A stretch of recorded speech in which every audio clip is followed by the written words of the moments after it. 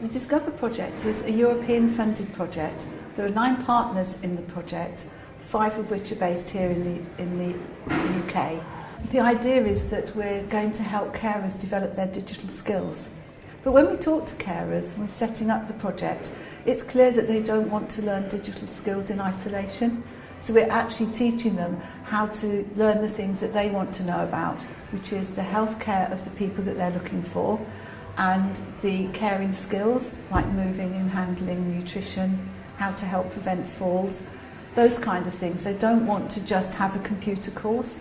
There's a real perception at the moment amongst our professional carers that the older people they look after do not want to use technologies.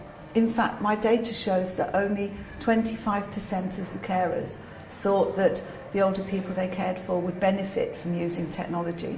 But actually, when you talk to the older people, that is just not the case. They're very keen to get involved. We've got cared for people who didn't even have a computer till they were in their 70s, and now they're buying cars online, they're doing their shopping, they're buying presents for their family, they're doing internet banking. They've really embraced it.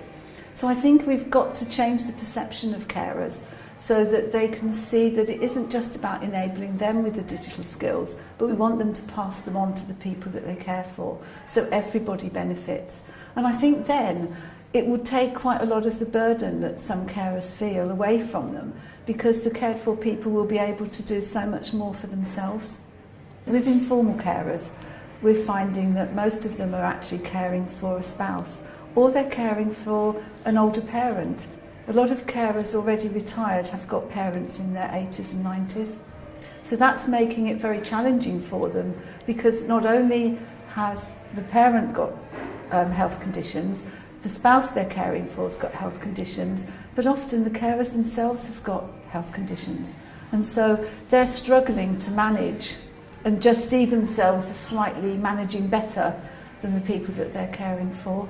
So we've got to think in this joined up way of how we support the carers, the cared for people, and relate them to the services in a way that actually will help them see that they are getting real support and that there's opportunities out there for them not to be just stranded.